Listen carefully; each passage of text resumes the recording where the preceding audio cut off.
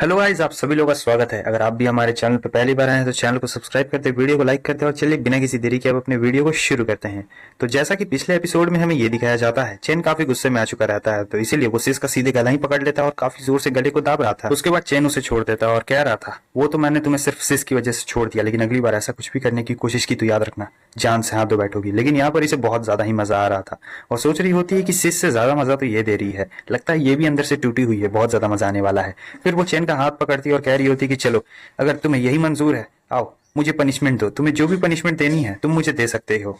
और यहाँ पर चेन सोच रहा होता है, मुझे लगता है कि इस लड़की का दिमाग खराब हो चुका है, या तो इसका थोड़ा सा स्क्रू ढीला है। तब तक वहां पर सिस भी आ चुकी रहती है, जो कह रही होती है चेनोरिटा से कि देखो मेरे फादर अभी इस मैटर को सॉल्व नहीं कर पाए हैं, तो मुझे लगता है कि हमें कुछ दिन और यहाँ पर रुकना पड़ेगा। तब वो देखती है कि अरे आखिर तुम दोनों ये क्या कर रही हो। वो चैन कहता है कि नहीं आप ऐसा, तब वो आके उसे पीछे से पकड़ लेती है और कह रही होती है कि मुझे नहीं पता था कि तुम इतनी जल्दी यहाँ हमारे माहौल में अडेप्ट कर लोगी, तुम्हारा स्वागत है। और फिर दोनों इसके पास आ जाते हैं और कह रही होती है कि वैसे भी बहुत ज्यादा मजा आने वाला है, तो चलिए शुरू करते हैं बिना किसी देरी के। लेकिन यहाँ पर चैन सोच रहा होता है कि अगर ये सब ऐसा ही चलता रहा तब मैं एक्सपोज हो जाऊंगा, मुझे कुछ ना कुछ तो करना ही पड़ेगा।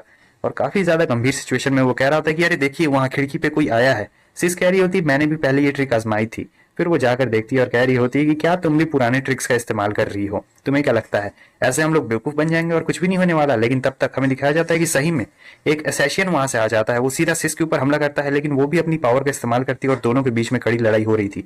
मगर वो असैसियन ज्यादा ताकतवर था और सिस को एक ही बार में बहुत चोट लग चुकी रहती है। वो रेड से कह रही होती है, रेड सिस कि जाओ तुम लोग यहाँ से भाग जाओ, वो मुझसे बहुत ताकतवर है, मैं इसे थोड़ी देर के लिए होल्ड करके रखूंगी, तब तक तुम दोनों यहाँ से भाग जाना। अब यहाँ पर चैन मुसीबत में सोच रहा होता है कि मुझे क्या करना चाहिए, मैं इन्हें ऐसे यहाँ अकेला छोड़ के भी नहीं जा सकता हूँ, मुझे इनकी मदद करनी पड़ेगी। वहां पे जो रेड सिस रहती है सीनियर सिस से कह रही होती कि नहीं हम लोग आपको छोड़कर कहीं भी नहीं जाने वाले हैं, अगर हम लोग मरेंगे तो साथ में मरेंगे, नहीं तो जाएंगे तो साथ में जाएंगे। वो कहती ठीक है, अगर ऐसी ही बात है तो तुम दोनों जाओ, उससे लड़ो, चिंता मत करो, मैं तुम लोग का बदला जरूर लूंगी। यहाँ पर उसने इन दोनों को कुर्बानी के लिए आगे भेज दिया था। चैन सोच रहा होता है कि मुझे इस पर भरोसा ही नहीं करना चाहिए था। जब लाइफ और डेथ की बात आती है तब मुझे क्या पता था कि ये ऐसी बदल जाएगी। वो एसेशियन रेड सिस पे भी हमला करता है, लेकिन इसकी भी जान बाल बाल बच चुकी रहती है। अब यहाँ पर ये दोनों मुसीबत में रहते हैं। चैन सोच रहा था इसका पोस्चर अच्छा है इसलिए इसकी जान बच गई, लेकिन वो जो एसेशियन था दोनों पे कुछ ज्यादा ही भारी पड़ रहा होता है। वो सीधे चैन पे हमला करने के लिए आता है, चैन बच रहा होता है। तब तक हमें सिस को दिखाया जाता है जो कि पिछली वाली खिड़की से भाग रही होती है। हालांकि वो एसेशियन इन दोनों में से किसी को नहीं मारना चाहता था, वो तो सीधे सिस के पीछे पड़ा हुआ था, तो वो सिस के पीछे जाता है। इधर ये काफी तेजी के साथ भाग रही होती है और कमजोर भी हो चुकी थी, लेकिन वो एसेशियन ज्यादा तेज निकलता है। वो पहले ही इसके आगे आ चुका रहता है और आगे आकर इसके रास्ते को ब्लॉक कर दिया रहता है, उसके पास भागने की कोई भी जगह नहीं रहती। एसेशियन तुरंत ही अपनी स्वॉर्ड निकालता है और एक जोरदार हमला कर देता है उसके ऊपर। लेकिन यहाँ जो सिस रहती है वो उसकी आवाज से उस एसेसियन को पहचान चुकी रहती है। वो कहती है कि तुम ऐसा क्यों कर रहे हो। वो कहता है कि अब वक्त नहीं है इसके लिए। वो बोल रही होती है कि मेरे फादर ने हमेशा से तुम्हें अपने बेटे की तरह ट्रीट किया है, लेकिन तुम ऐसा क्यों कर रहे हो, अगर मैं जिंदा बच गई तो मैं तुम्हें जान से मार दूंगी।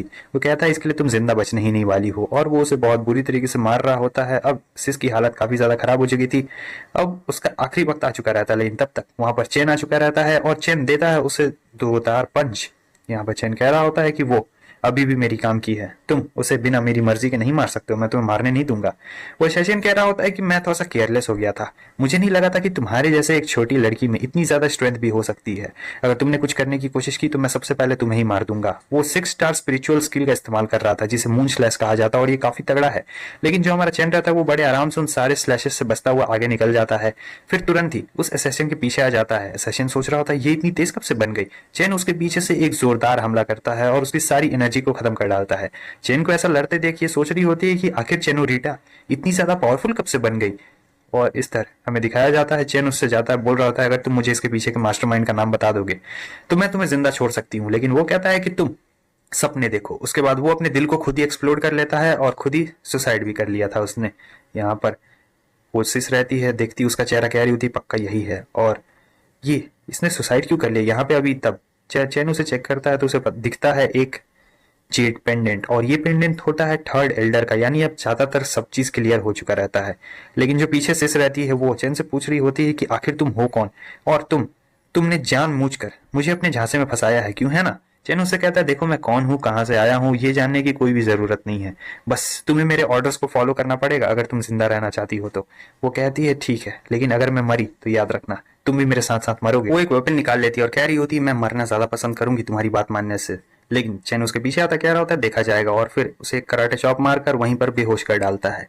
अब यहाँ पर अगले सीन में हमें दिखाया जाता है चेन के घर को, जहाँ पर अभी भी जोंग फैमिली का कब्जा आता है और ये चेन की ही कोई कजन रहती है। कह रही होती है कि आखिर तुम्हारे कहने का क्या मतलब है, मैं इस घर की बेटी हूँ, मुझे यहाँ अंदर जाना है। लेकिन वो गार्ड्स कह रहे होते हैं कि देखो, भले ही ये तुम्हारा घर हो, लेकिन यहाँ पर हम लोग गार्ड्स किसी और फैमिली के हैं और तुम्हें ऐसे अंदर बिल्कुल भी नहीं जाने दे सकते हैं। हमें पूरी अच्छी तरीके से तलाशी लेनी पड़ेगी, उसके बाद ही हम तुम्हें अंदर जाने देंगे। और भले ही आज तुम्हारा पैट्रिज भी यहाँ पर क्यों ना आ जाए, लेकिन इसका भी कोई फायदा नहीं होने वाला है।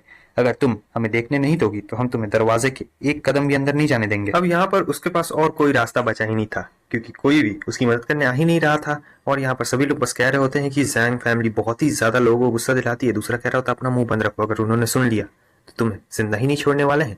अरे अब यहाँ पर ये कह रही होती है कि ठीक है चेक कर लो, क्योंकि कोई और रास्ता ही नहीं रहता है। वो गार्ड धीरे धीरे करके आगे बढ़ रहा होता है और कहता है कि ठीक है, बस अंत में तो तुम मान ही गई। अगर तुम यही बात पहले मान लेती तो हमें इतनी ज्यादा देर बिल्कुल भी नहीं लगानी पड़ती। वो धीरे धीरे आगे बढ़ रहा होता है और इधर बाकी सभी को बहुत ज्यादा गुस्सा आ रहा था, लेकिन कोई कुछ कर भी तो नहीं सकता था। और ये कह रहा होता है आज तो बहुत ज्यादा ही मजा आने वाला है। तब तक वहां पर चैन आ चुका रहता है और अपना एक पंच में ही उस गार्ड को बहुत ही ऊपर उड़ा देता है। चैन को देखकर वो बहुत ही ज्यादा खुश हो जाती है। चैन कह रहा होता है कि भले ही मेरी फैमिली कमजोर हो गई हो, लेकिन तुम में से किसी की भी इतनी जरूरत जो हमारी फैमिली को परेशान करने की कोशिश करेगा। तब तक वहां पर जैंग फैमिली के थर्ड एल्डर आ चुके थे और थर्ड एल्डर को देखने के बाद सब लोग की हालत ही खराब हो चुकी थी। इधर थर्ड एल्डर आ रहे होते और कह रहे होते बच्चे तुम्हारी इतनी ज्यादा हिम्मत, यहाँ इतने सारे लोगों के बीच में हमारी जैंग फैमिली को तुमने मारने की कोशिश की है। चैन उससे कह रहा होता है वो देखिए तो मुझे क्या मिला है, क्या आप इस चीज को जानते हैं। उसे देखकर वो एकदम हैरान हो जाते, कह रहे होते हैं कि आखिर तुम्हें ये जेड कहाँ से मिला है।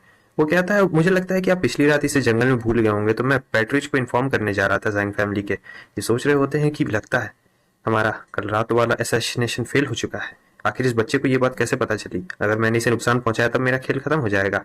और फिर जो बाकी लोग होते हैं कह रहे होते हैं कि मैं तुम सभी को नहीं छोड़ूंगा। और यहाँ पर ये लोग कह रहे होते हैं कि बस बहुत हो गया, जैंग फैमिली दूसरे लोग को बहुत परेशान करता है। यंग पैट्रिच आप चिंता मत करिए, हम आपके साथ है। इधर जैंग फैमिली के कुछ बंदे आ जाते हैं और ये कह रहे होते हैं कि उन सभी लोग को मार दो जो जैंग फैमिली और चेन के फैमिली के बीच में रिलेशन को बिगाड़ने की कोशिश कर रहे हैं। जिसे सुनकर ये लोग हैरान हो जाते हैं, लेकिन चेन ने उन सभी लोग को बचा लिया रहता है। चेन किसी को कुछ होने नहीं देता है। और फिर यहाँ पर बहुत कुछ हो जाता है कुछ ही सेकंड्स के अंदर। अगले सीन में हमें दिखाया जाता है माहौल शांत हो जाता है। फिर ये लोग आ चुके रहते हैं पीछे कोर्ट यार्ड में, लेकिन जो एल्डर रहते हैं वो बिल्कुल भी शांत नहीं दिख रहे होते। तो दोस्तों बस इसी के साथ साथ हमारा ये वाला एपिसोड भी यहीं पे खत्म होता है। अगर अभी तक आपने वीडियो को लाइक नहीं किया तो वीडियो को लाइक कर दो, क्योंकि इतनी गर्मी में बनाना पड़ रहा है। और सेकंड चैनल पे जाकर नहीं देखा है वीडियो तो जाकर एक बार उस पर भी देख लेना, उसमें मैंने वीडियो डाल दिए हैं। ठीक है, यहाँ तक देख लिए हो तो कमेंट जरूर करना, वीडियो को लाइक जरूर करना, और चैनल पर नहीं हो तो सब्सक्राइब तो करना बिल्कुल भी मत भूलना, क्योंकि तुम में से बहुत सारे लोग सब्सक्राइब भी नहीं करते हैं। वीडियो रोज देखते हैं मगर करते नहीं है, तो तुम लोग करके जाना। ठीक है, बाय बाय।